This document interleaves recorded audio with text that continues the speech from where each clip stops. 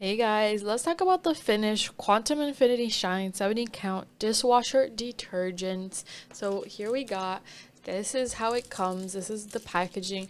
And I love that they're all individually wrapped so you can only peel it back and use it when you need to.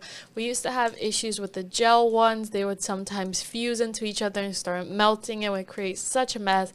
So we really like that this, you just pick one up, open it up, and place it inside your dishwasher.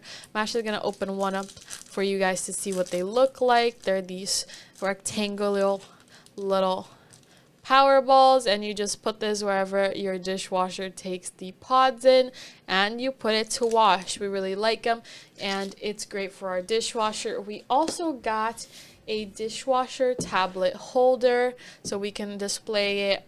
Very cute, very pretty. We really like this, and we'll just open it up and put our dishwash pods in there so we can keep it wherever we want, whether inside the cabinet or on top of the counter, so we can have all our dishwasher tablets organized. I suggest you guys get both of these products. They work amazingly and we definitely recommend them.